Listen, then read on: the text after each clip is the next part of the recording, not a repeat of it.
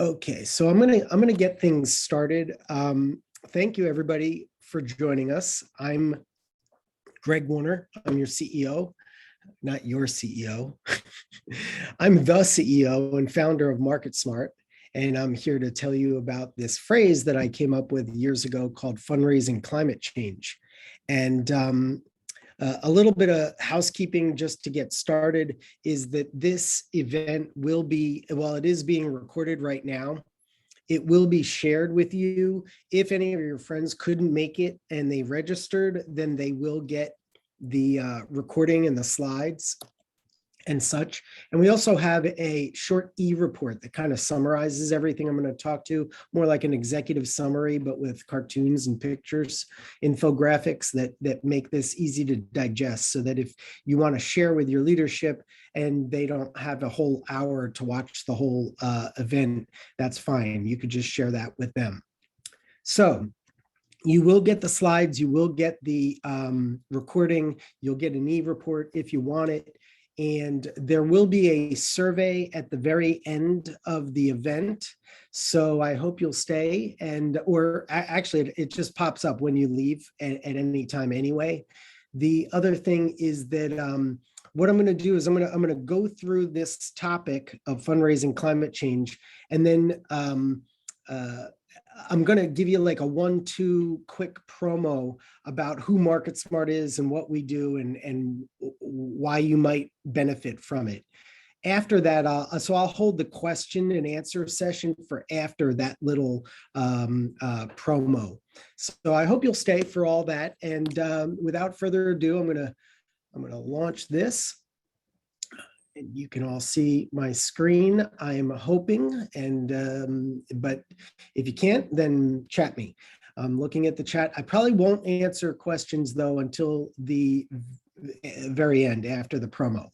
All right, so again, I'm your host. I'm Greg Warner, founder, CEO, MarketSmart, and I wrote the book titled Engagement Fundraising, which you're welcome to go buy on Amazon or Barnes & Noble, but if you just reach out to us on LinkedIn or me or info@imarketsmart.com, we'll just send you a copy, print, Mobi, the audiobook, whatever you want, if you're interested in that. I don't try to make money off the copies, the sales of the book. It's any of the money, it actually goes to charity anyway. So, all right. So that's who I am. We're going to cover a lot of data today. I hope it's not too dizzying, and it may even make you a little bit afraid or sad, but don't worry, we're going to get into the strategies that you can use in order to defend yourself from what I call fundraising climate change. So let's get into it. Okay, get ready. So storm clouds are upon us. Okay, what people are seeing and what I've been seeing since I got into this 12 years ago or so, is that the number of people who are giving to charity is declining. Most charities are seeing a shrinking donor base. This had been reported by Blackbaud's Target Analytics a few years ago, and you could see the chart here, where they were basically saying it's over this 10-year period, it was a 25% decrease, coming out to about 2.8% decline per year. I mean, this is clearly unsustainable.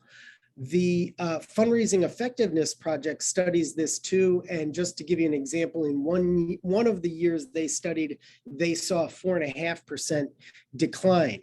Now, there is a new study that just came out a few weeks ago from the Lilly School of Philanthropy over at University of Indiana, and it doesn't cover all the way up through 2020, of course, because they had to crunch all the numbers. But this, I think, is the best study as a whole that shows what's going on. And they found that the percentage of Americans who donated over this period of time, 2000 to 2018, went from 2/3 66% of Americans donating, down to about half Americans now donate. That's a massive drop in a very short period of time. And most of that drop actually occurred after the end of the last Great Recession. So it's kind of picking up steam is really what's happening here. Now, this is kind of mind-boggling because the population, of course, is increasing, especially, well, in the States as a whole, but especially among the population of older people. Like the older people, the baby boomers are moving into the prime ages for giving. So it kind of doesn't make sense that fewer people are giving now when the baby boomers whom we've been waiting to get into their prime giving years are moving in there, but yet people are not giving as much as we had hoped. The economy, I mean, before the pandemic was on track. We had historically low unemployment rates. I mean, this is just to be congruent with that Lilly School years.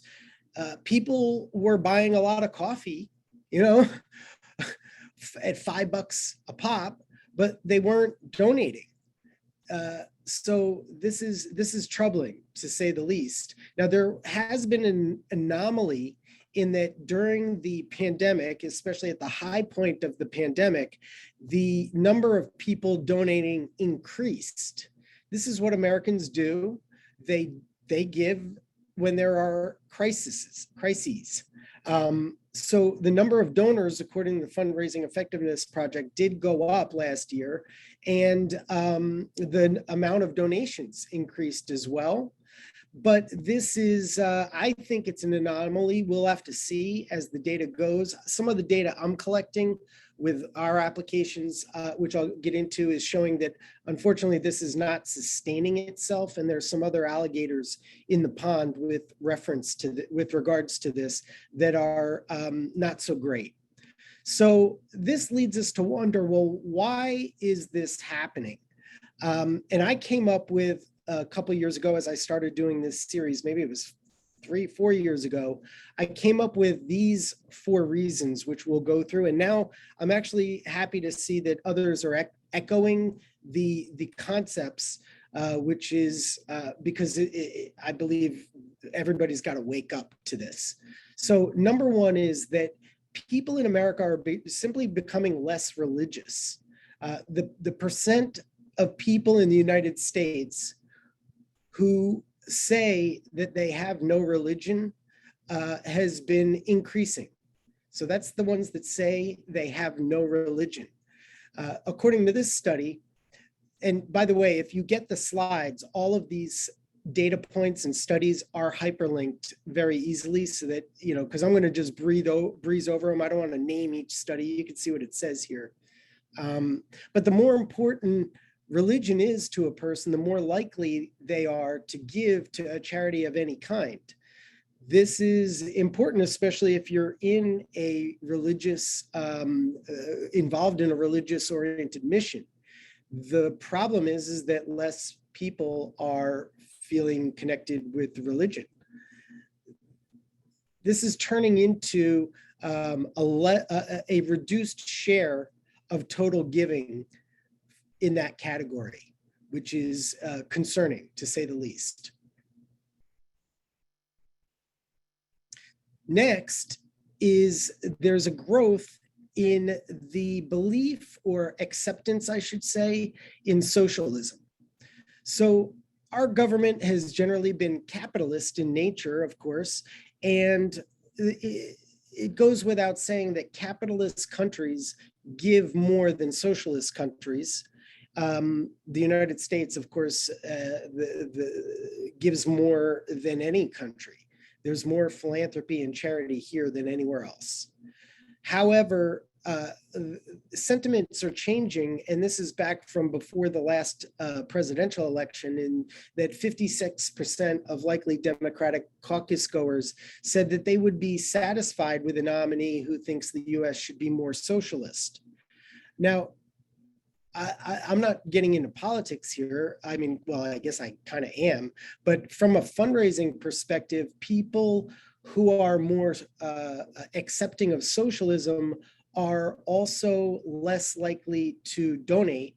Their belief system is that the government should take care of these kinds of things, not charities that are mostly funded by wealthy capitalists, you know?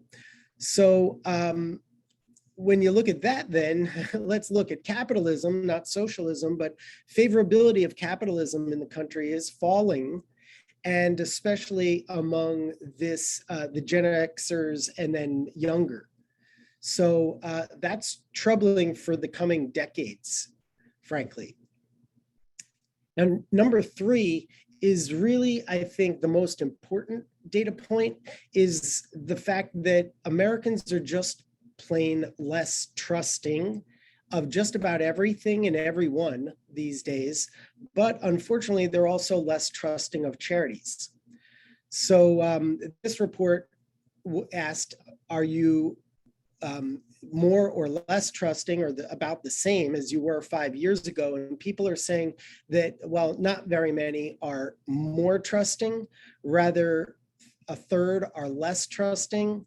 And what the study also found was that only 10% were optimistic that their trust would increase in charities going forward. These are storm clouds, by the way. I'm just throwing them out here. Now, to add fuel to that fire, there's a better index, I believe, is the Edelman Trust Barometer, which is a worldwide study. It happens every year, and they look at trust among all kinds of categories, and especially non-government organizations, meaning charities and nonprofits.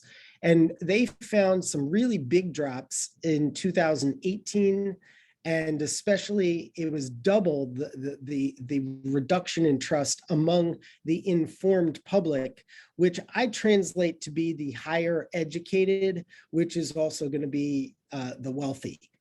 So this is a concern. Last year, they came out with an update showing that the trust in non-government organizations actually, for the first time, fell below that of business, private business. So in other words, we have now reached a point where private business is more trusted than the charitable sector and the nonprofit sector. Again, concerning. Last is that you've got competition. The competition keeps increasing. The number of charities, people can create charities on their desktop, on their kitchen table, yet gifts are not growing. So in other words, you're fighting over the same but actually smaller pie with more charities. Now, interestingly, the number of people, although the number of people giving to charity is declining, the total amount of money given has been increasing. So last year it was, according to Giving USA, it was 471 billion. I mean, we're nearing $500 billion in the US for total dollars given to charity. It keeps increasing how much money, but it's coming from fewer and fewer people. So remember, this is from the Lilly School data. It's dropped from 2/3 of Americans down to 1/2. And the amount that people are giving on average is less as well. This doesn't even account for inflation. Now, MarketSmart built an app called the Fundraising Report Card that some of you may or may not be aware of. It's 100% free application. It's kind of like Tableau or Excel on steroids, but and it provides you with charts of your own fundraising effectiveness if you want to use it. If you just go to fundraisingreportcard.com, you can drag and drop and upload your data and get lots of charts for free.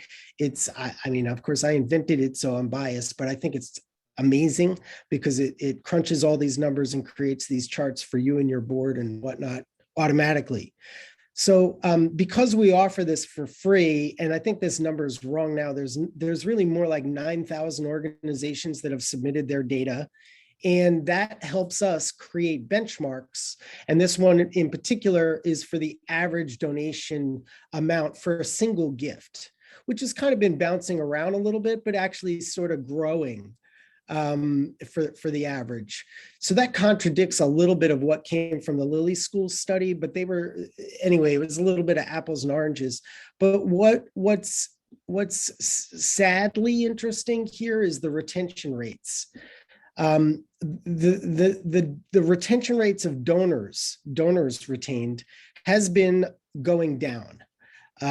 This is across the board, and I fear that even though we did get a bump because of the pandemic crisis in people giving, more people giving, they're not being retained. And the revenue from these people is not being retained. It's on a downward trend. This is happening for first-time donors. And by the way, if you go to the benchmarks page on the fundraising report card, you can see these data points. It doesn't show you all the years in this way, but you can see it. And especially you can upload your data to see how your retention rate is doing compared to these benchmarks. So it's across the board. Like I said, it's the reactivated donor retention is going down, repeat donor retention is going down. What I fear is that this great opportunity during the pandemic, where a lot of more people started giving, that they won't be retained. And if they lose trust or they're not treated well, then they may never come back. So another part of the benchmarks page on the fundraising report card is that you can look at under $100 donors versus any of these other categories. So for instance, you could see that for under $100 donations, the retention rate just last year was 23%. And now it's dropped, at least yesterday, I guess it was when we redid this slide, it was at 19%. That's not good. Never mind that bump that we saw from the fundraising effectiveness project. It's that we're not retaining these folks. Alternatively, if you look at the $5,000 and up donors, that retention rate is pretty much the same. So in other words, it's the low dollar donors that aren't retaining as well, but the high dollar donors do stick.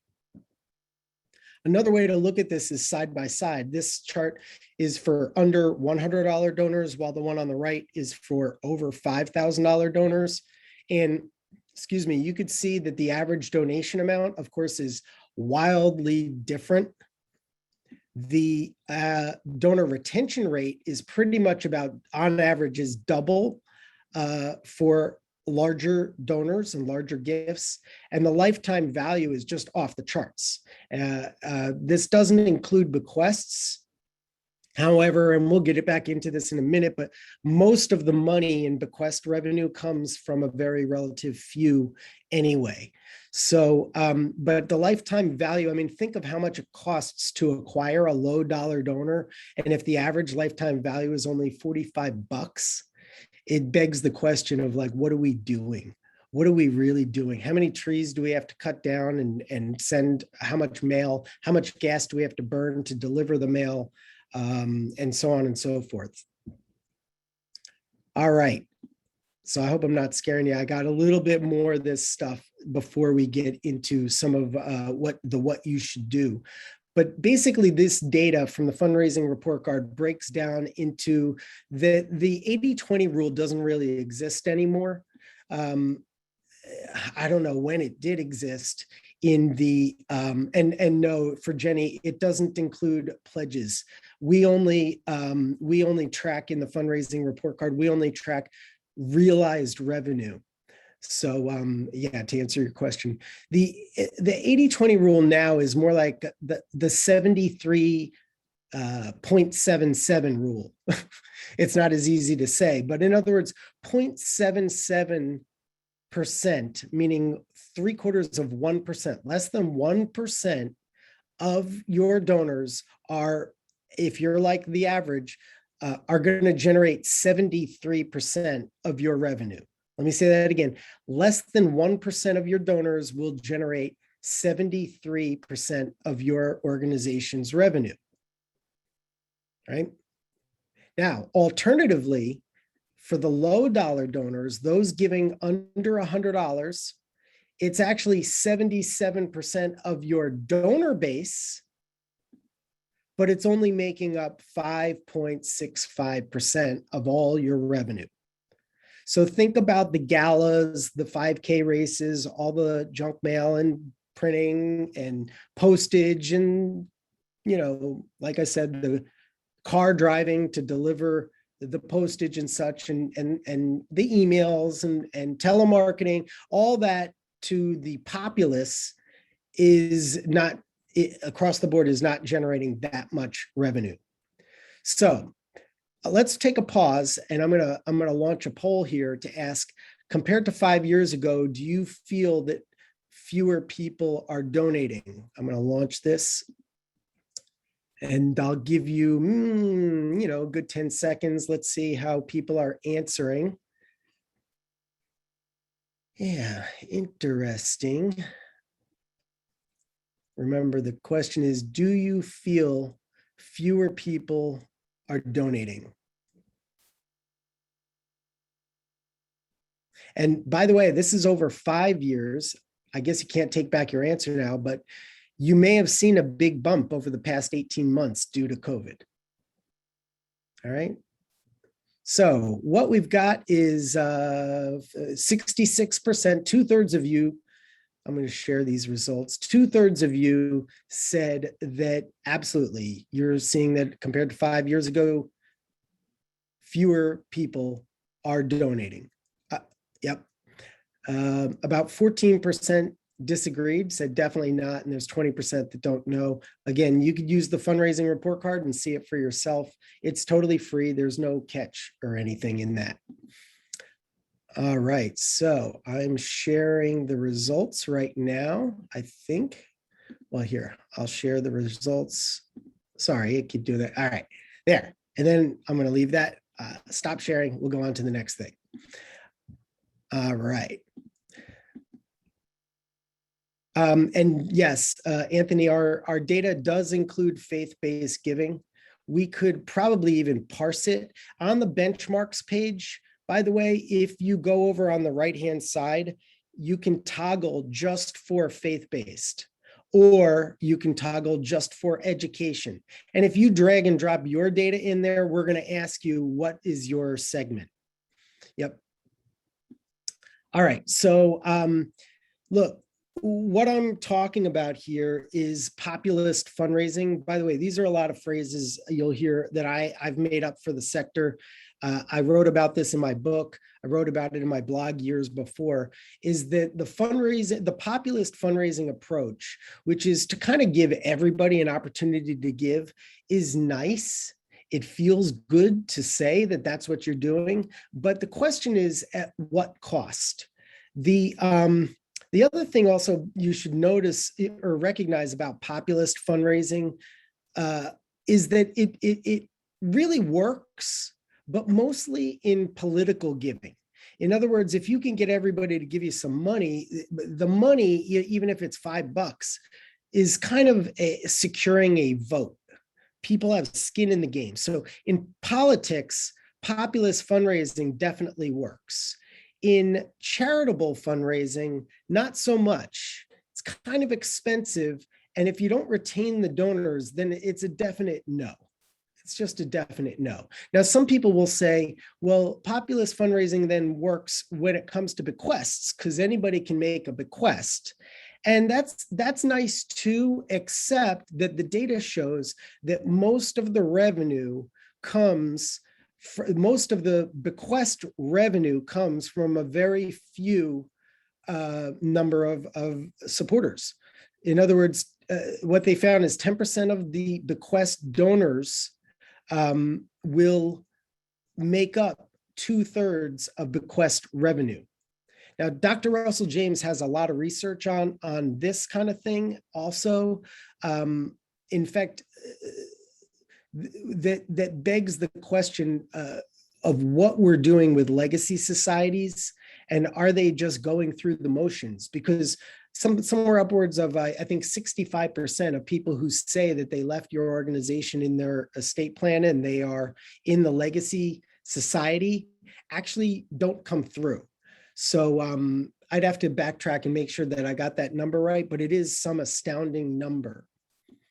All right.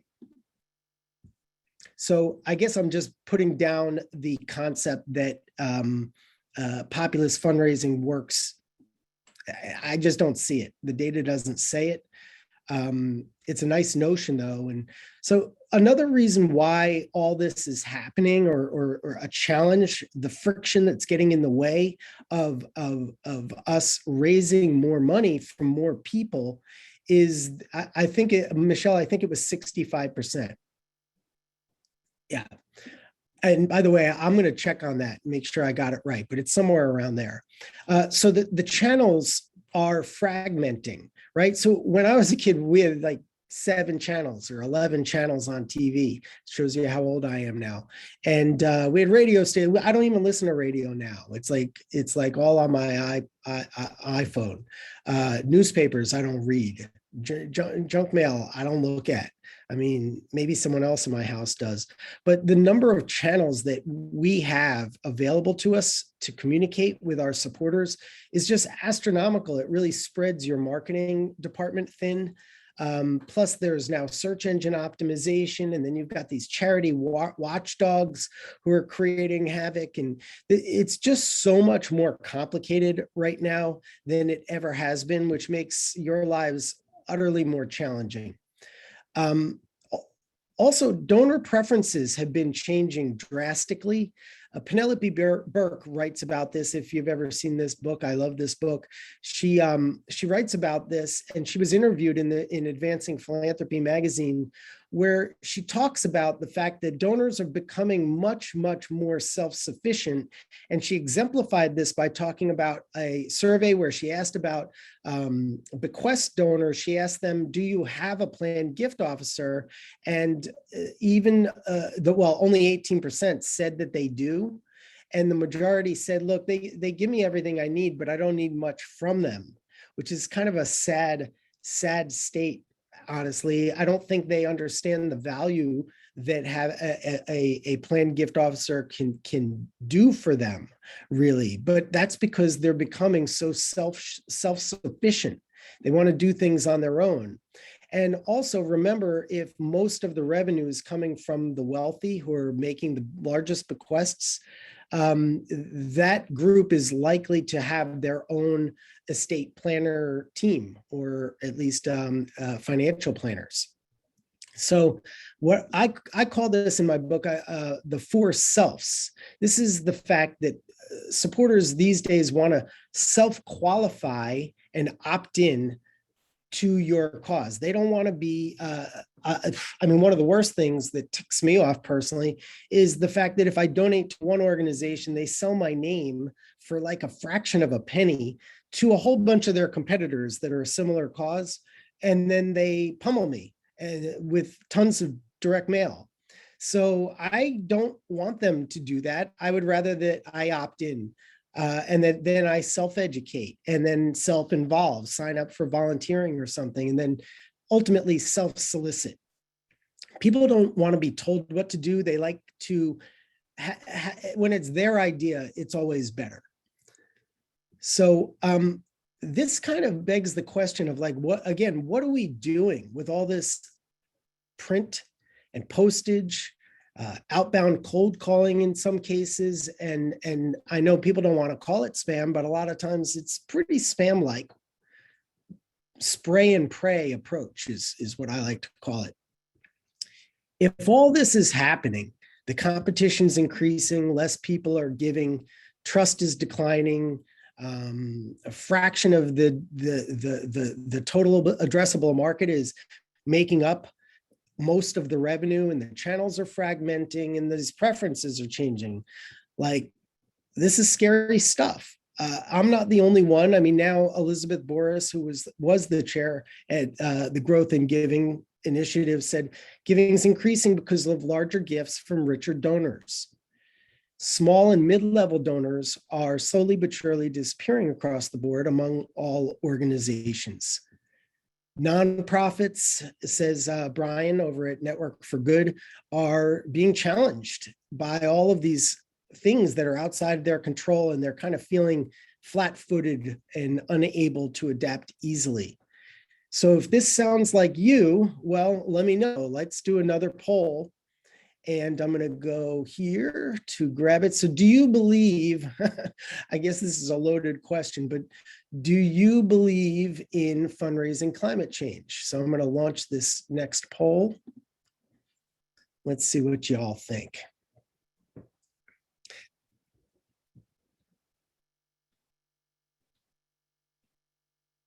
All right, I'll give it just a couple more seconds here.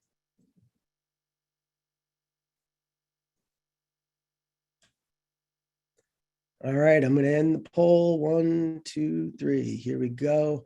And I'll share the results. So we get a resounding 90% say yes and 10% say maybe. Amazing. Not one no. So I guess I'm either very persuasive or you all know what I'm talking about and you're seeing this happening across the board. So yeah, thank you very much. I'll stop that share. We'll keep moving forward here. Check on time. Good. We're doing great. All right. So what should we do? What can we do? And there is plenty that we can do. The first answer, though, is should we do more of everything that we're doing currently? And the answer is no.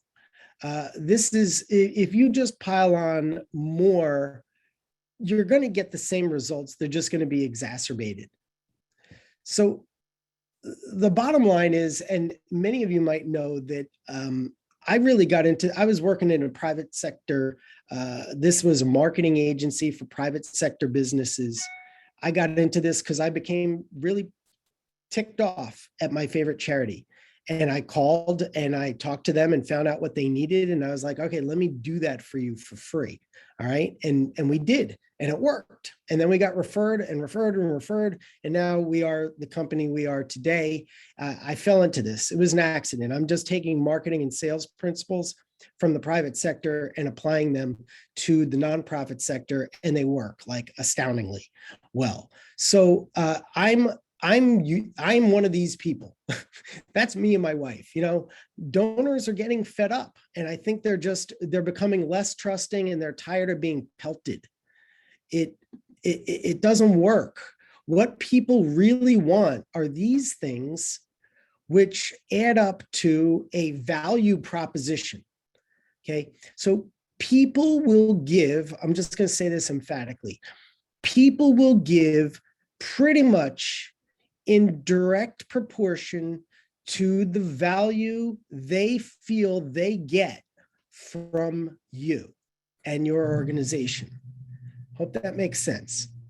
If they feel that they get $1 million worth of value because they're going to live on in the minds of others for all of eternity, you know, or be able to commemorate their mom or something, they will give you $1 million gift. If they feel they get no value and your charity in fact feels that they just ought to give, you know, because you're so awesome. Well, if they get nothing out of it, they will give nothing. That's the formula. That's just the way it works. We can believe in other things, but this is the way the psychology of it works. This has been proven by Dr. Russell James and so forth. In fact, we'll be rolling out his new research, which only triple confirms all this. And we'll be launching a training course using his content. Thank you to Dr. Russell James. So keep your eyes open for that soon. Anyway, what people want is to be able to determine when they're ready, especially for major giving, when they're ready for your outreach. And they want to see you as a valuable resource. That's what fundraising is. it's really sort of facilitating. It's really providing value. It's really helping donors become philanthropic. The hounding of donors for attention at the wrong time with the wrong messages is, in this day and age, when you have Amazon sending the right messages and telling you when your package is going to deliver and providing unbelievable levels of service, people are expecting their charities to treat them better. And if you don't find a way to deliver more value, but rather just want to pound them like a hammer on a nail, if that's what your administration, your board, your boss is telling you to do, it's only going to make things worse. It's not 1955 anymore, you know? So there are going to be winners and losers in this epic struggle right now, this change that's happening. And it's kind of like, you could look at it as like encyclopedias changing to Wikipedia, taxi cabs and now Ubers, or Blockbuster and now Netflix. And you'll notice that there's a commonality among all three of these companies is technology. I mean, technology is the answer to the problem. I don't know why this slide's in here, but yeah, I mean, well, I guess it just shows the exacerbation of the problem. So many small private colleges are in stress, and that a quarter of them are in the red. Whether you're working for a university or any other kind of cause, you want to find ways to cut costs, cut the expensive, low return marketing and fundraising efforts, reduce those costs, and find a way to sort of surf past this storm. It can be done. We see it with the hundreds of customers that we work with.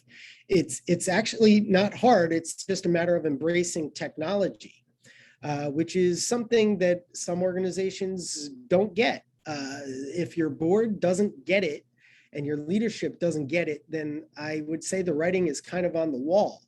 But embracing technology, I can tell you, makes fundraisers very, very happy, and it especially makes donors happy. So let's get into the three things of what you can do about this, and then we'll wrap it up. So number one is, sadly, it's not a quick fix. These old traditional interruptive transactional arm's length approaches that are focused on asking for small amounts of money to be made mostly impulsively by low dollar oriented donors, not philanthropic minded, more philanthropic minded supporters. It's not going to work. The fast way is not to do, or is not going to generate results. And that's challenging for administrators, especially to learn, because most organizations are poised, I should say, or they put the money in the budgets for transactional low dollar fundraising.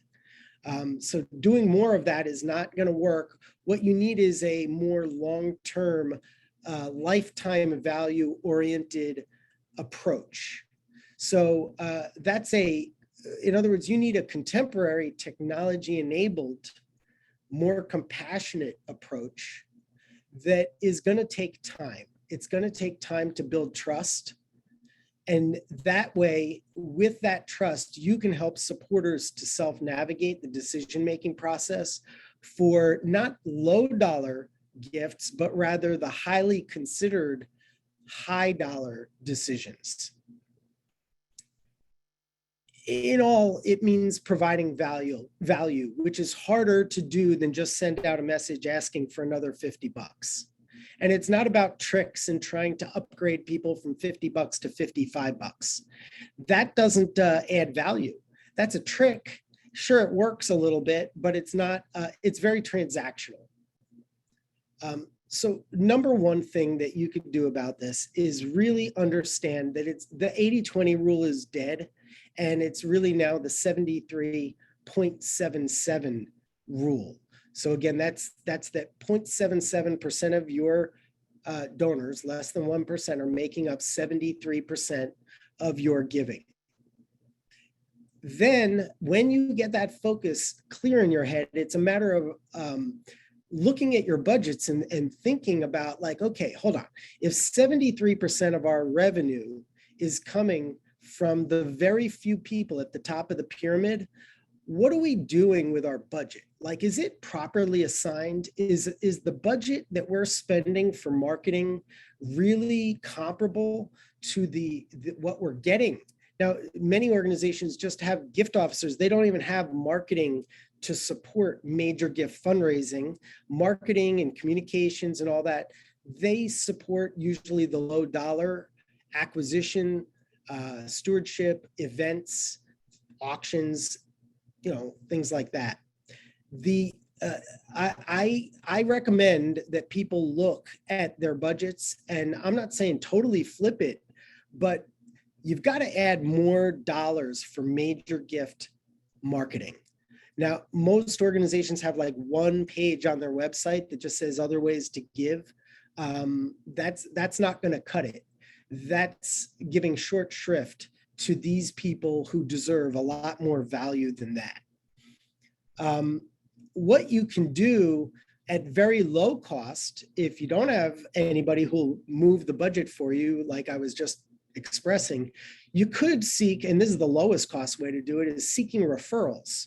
Now, one way we do this for our customers is we'll include a question on their web pages, a pop-up, or in a survey where we ask people if they have, especially if these are high capacity individuals, do they have friends that would be interested in the mission, and then would they want to make the introduction, and then that pretty much generates a lead for you.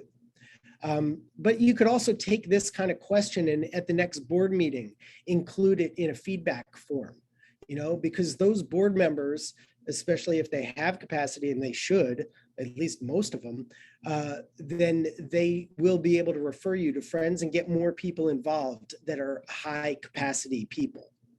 Next is also a very low cost way is look at who's volunteering. According to a study of high net worth philanthropy, is that these high net worth people, 50% of high net worth individuals volunteer. So it's very likely that you have very wealthy people volunteering for you, and they're right under your nose, and they're actually like there today working for free to support your cause, but nobody's really approached them. So recognize that they're testing you. They, in fact, according to the research, volunteer at 2 or more organizations. So the question is the other organization already in the know that they're high capacity individual, essentially testing them out? If they are, you're losing to that competition. If they aren't, then you have a chance to beat out that competition if you'll look at your list of volunteers and start engaging with them. Also, these people want to give. They're giving their most valuable asset is their time, especially if they're very old. They don't have that much of that. So they want to give. It's just that they're not being engaged sometimes at all or properly.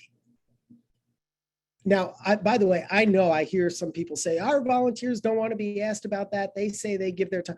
No, the few squeaky wheels say they give their time and don't want to be approached. The rest of them kind of do. They just don't want to be asked for money right away. They first want to be engaged further, and they want you to find out about them and their life story. So they do want to be engaged. Don't believe those people who say that they don't want to be engaged. I could talk probably for an hour just about that. But another low-cost way is with social media. So here's an interesting thing, and we recommend some other ideas, but I don't want to turn this whole thing into a Market Smart sales pitch.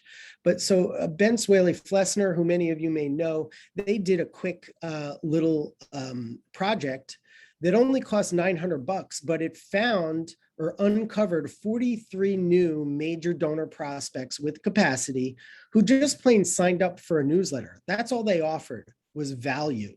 They offered a newsletter and people signed up for it, and then they started engaging, and that's how they found 43 new major donor prospects. And here's the case study. It's very small print. You can see it in the slides when you get the slides in a couple days. Number two thing that you should do is create a supportive mindset. Again, this is about giving value. Especially in major gifts, you've got to support your supporters. But this is mid-level, this is low dollar. Being good to people who give you money is not a bad thing. Support your supporters and they'll support your mission. This means understanding who they really are and why they care, not spying on them. I know a lot of people love wealth screening. I'm not totally against it, but I do wonder what the donors would think if they saw all the information that you've collected on them without their permission. And you've collected all that without ever asking them about them and why they care and what's their story and what's that connection. So I think it's supportive of your supporters' decision-making process to ask them, where is that connection and why do they care? Focusing on them rather than on your process is what I'm talking about. People sense when you care about them more than when you care about your own administrative process. They just know it. It's like sonar. So what I mean by this is that there's a lot of training and a lot of things online and everything about, okay, what's the process? Especially this one is for major gift fundraising. Here's our process, and people will study this and they'll inculcate it among staff and such. When really what fundraisers want, what donors want is they want you to be considerate of their process and maybe just a little less considerate of your own process. I'm not saying take out operations and kick that out. I'm just saying put a little more emphasis, or maybe a lot more, on where each supporter is in their process for making a gift. Where are they in the consideration continuum, and what are they needing from you? What value can you deliver at each stage? Because the value you deliver in the stewardship stage is a lot different than the value you want to offer in the awareness stage, or when they're negotiating the size of their name on the building in the action stage. Right? So it's very different, the kind of value that you're going to give low dollar donors versus high dollar donors. I'm not going to get into all that because that's essentially what our company does here, but I'm happy to go over that separately and individually with folks. So recognize this, though, that supporters are going to basically be in one of two stages of the consideration continuum at any one time. This chart is actually a little misleading because the amount of time people spend in the how stage, considering how they want to give, whether it's cash or credit card or check, or really through assets, the amount of time they spend there is very fleeting. It's much smaller than the width that I put here in this design. But the why stage is where they spend most of their time. That even begins, like if you work for a college or university, that begins the day they were accepted to the school, and it continues throughout their whole life. They think about why they should give when they think about why they care and how your mission entwines with their life story. Then as soon as they give, they go right into the why stage again, wondering, why should I give again? Why should I ever do that? Was the experience worth it? And then ultimately, if that why is satisfied favorably and the value is provided, then you may get the legacy gift.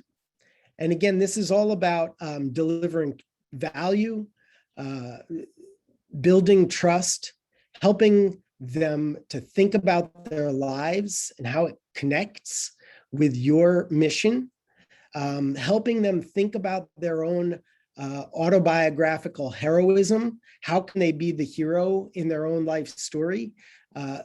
Helping them see the social aspects of the community or their tribe, that the joy that others are getting from giving, and giving them opportunities to really engage and involve themselves deeply with that tribe, so they feel connected, especially at older ages when they may feel disconnected. It's also essential, and I went through this already, to ask them these questions. These are essentially donor discovery questions, but they should be asked at scale with technology going forward. So if you, the best way to do all that with that donor discovery is with a survey. However, now that we've been doing this a decade, I've seen so many organizations are doing it wrong. We created this guide.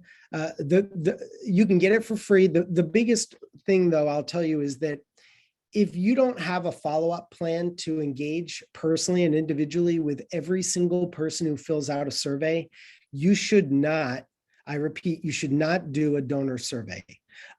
We have seen the data, and the results are that if you do surveys, donor surveys, and you don't follow up properly, and you get mixed up, there's too much data, you can't sort it, people are not following up quickly enough, it actually causes revenue to go down. So be careful with surveys. They are tools that can be used to build, or they can be used to break. They are not to be used to just collect data, because if you don't act on what people said in the surveys to make their experience more valuable, they will notice, and they'll get mad, and they'll get fed up. All right, so another thing is like microsites. I mentioned that most organizations have one page that says, like, here's how to give from a stock fund, or here's how to give your IRA money or assets, property. One page is not going to do it. That's not, and it's not about the how stage. All those pages focus on how you can give, where 95% of that page should be on why. So here's a small Catholic college in Kansas that we work with. This is their main website, very confusing, mostly all about student activities and admissions and things. But here's what I'm talking about when I say you need a VIP microsite. VIP is really the word. It's to add value to high capacity supporters, help their giving experience, or at least their consideration experience, be better. So this, we recommend, it includes our donor advised fund widget. It's called the DAF widget, which is something you could get. I built it for free, got thousands of organizations using it. It's available at dafwidget.com. Even if you never use our system, you can put the DAF widget on there on your page, so that you can get more DAF gifts. But you also want to build community. You want to help people remember what life was like way back when they attended, maybe show pictures, talk about impact, and then get into the easy ways that they could give from their assets. You also want to support them by monitoring their digital body language.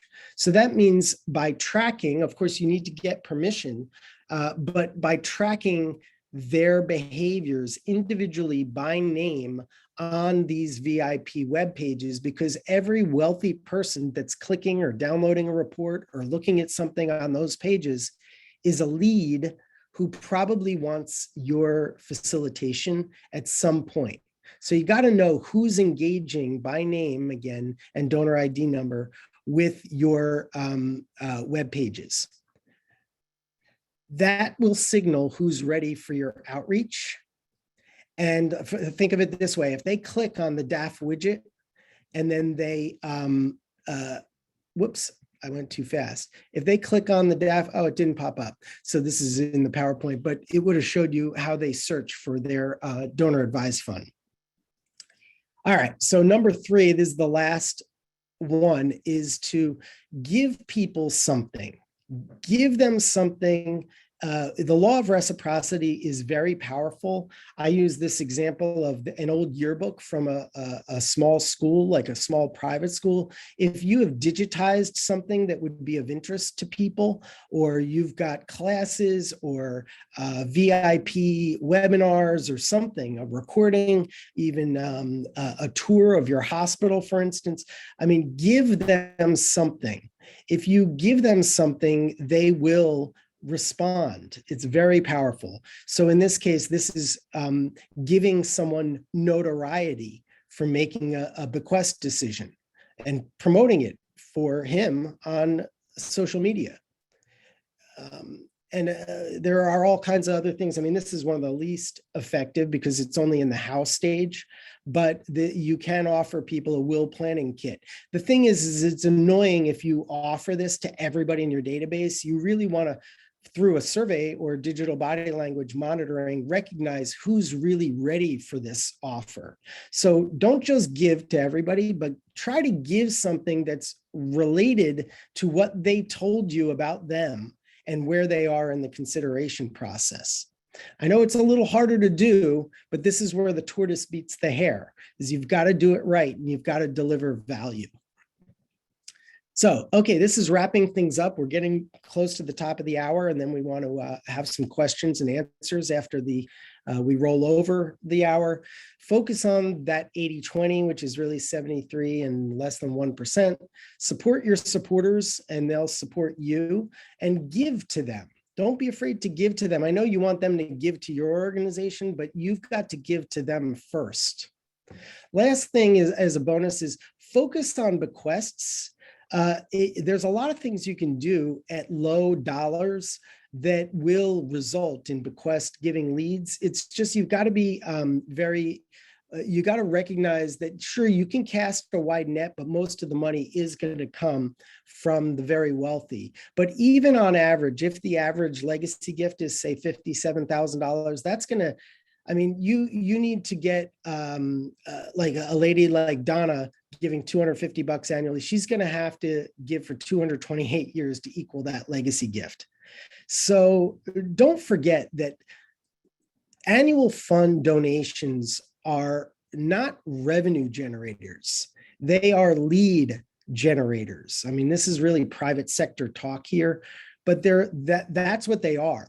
The whole purpose of annual fund and low dollar fundraising, crowdfunding, is to generate leads so you can find wealthy people to engage with and exacerbate that segment.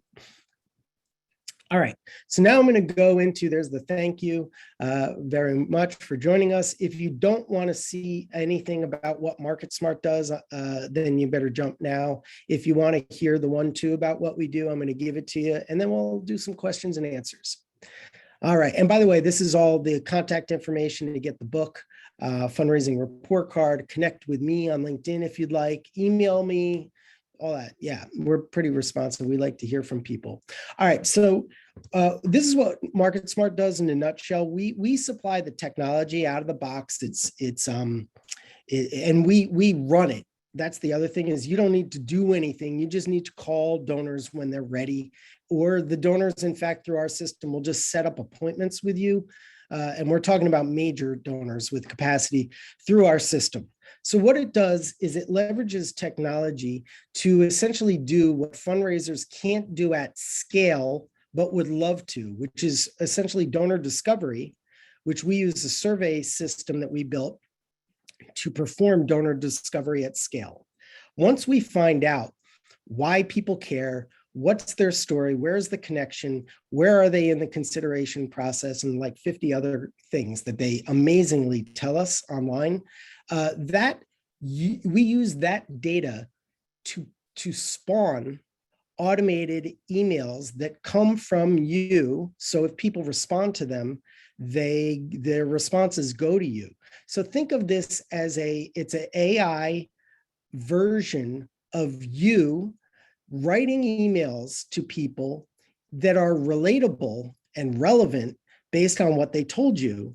But because the systems work so well, you're going to end up with hundreds or thousands of people who are at a certain stage of the consideration process. They don't mostly want to talk to you, but they will eventually, if only you'd provide them with the proper cultivation that's not spammy and is text only and just comes from you. So that's what our system does, is it takes that information and it creates the cultivation automatically, and it drives people to engage with a VIP website, microsite, that we've found increases donations by as little as and much more than 300%.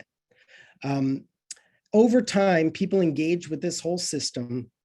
They show up in your dashboard, they move themselves forward in the consideration continuum, and then they basically raise their hands or set up appointments with you on their own, so you can do what you're really good at, which is meeting with people and facilitating their giving by building relationships and trust and all that.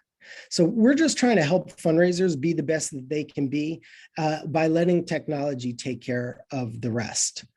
So the last thing on this is that the immediate ROI from this system has proven to be 10 to 1, but over time it's 100 to 1. So in fact, here's one quick testimonial where someone got 60 to 1 in just a matter of weeks and hadn't even really scratched the surface on reaching out to people. So we recommend that you consider a test with 1% of your fundraising expenses budget. And that's stuff that you might have been spending on travel or direct mail or email or events, and just try and reappropriate that for something new, because there's no risk. We'll get you 10 times ROI on that investment or your money back. There's no risk. You get we've never had to give our money back because it always works. But if it makes you feel more comfortable, there is that guarantee. All right, so you can always just get a demo by going to our main website. And I call this the Engagement Fundraising Challenge, where if you take us up on it, we'd be happy to beat that ROI. And so that concludes our event today. I want to thank you all very much for showing up. And now I think I will go to the Q&A. I think a couple of them popped in here for the, let's see, somewhere in the chat tool. Let's see. So yes, Denicia, it looks like yes, you will get this and you will be able to share with your leadership. And there will be a report that you could get on fundraising climate change. It's more of an executive summary, so they don't have to sit through this for an hour, but maybe they'll want to. So a couple other people asked that. Thank you. Let's see. Oh, and Tina says, thank you. Yes, we use MarketSmart. Thank you. Highly recommend them. Really appreciate that. Thank you, Tina. Let's see. How do we get a copy of the slides from Anonymous? And they will be sent to you in a couple of days. Becky, I won't give out last names, by the way, but I've heard that incentivizing people doesn't work when it comes to planned giving. If they want to leave you in their will, they will, regardless of being part of any sort of loyalty club. What is your reaction? I agree with that. The loyalty club is generally 99% of the time not the offer that people want in order to leave a legacy gift. Because think of the value that is delivered in those clubs compared to the value of the amount of money that people are giving. So that's how business works. That's how transactions work. It's you cannot expect people to leave money to you in a way that is not proportional to the value that they receive.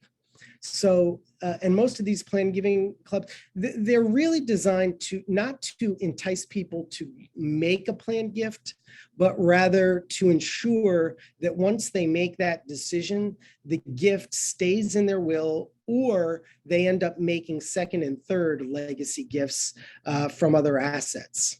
So I hope that helped answer your question, Becky. Next is, how do we recommend planned gifts be counted in a campaign? Honestly, that is like nuts and bolts consultant kind of stuff. I don't know. That's not my forte. We're a marketing lead generation, qualification, prioritization, cultivation company. So I have to decline to answer that because I'm not really that type of expert. Let's see. So another question. How can we reconcile the data you covered at the beginning of this terrific presentation with the great wealth transfer that we've been hearing about? Yeah. Donors are opting to give to their own private foundations in lieu of giving to charity. Right. So look, the growth in foundations and the growth of donor advised funds is directly related to everything that I'm saying, which is that I'll be crass because this is how Dr. James says it. So I'm just going to carry his water for him. But when administrators of organizations, not fundraisers, when administration and leadership per se, and board members that don't really understand the humane philosophical aspect of major gift fundraising, when they get involved and they take the heart out of it and they remove the ability for a donor to be the hero in their own life story, primarily because those board members, leaders, and administrators, they want to be the hero because they run the organization. When that happens, you're going to have people, donors, opting out of the situation entirely, and they'll just say, screw it, I'm going to create my own foundation. That's essentially what's happening, is people who have the means to do that are doing that. So what that means is that if this great wealth transfer, yeah, it's going to happen. It's just, the money's going to go into these holding pens to be distributed by later generations. So if you've been depending on that money coming directly to you, but you haven't been delivering value in $1 million experiences to $1 million donors, then the value of creating a foundation will exceed the menial value that you're giving or not giving. And then the money will just go to foundations. I hope this is helping and answering your question. S is the name, but I'm not counting on this massive, amazing transfer of wealth. I just wouldn't count on it. So that looks like it was the last question. So I'm going to wrap things up. I want to thank everybody for attending today. And yes, you'll get the slides. And I hope we can be of help to you sometime in the future. Have a great day.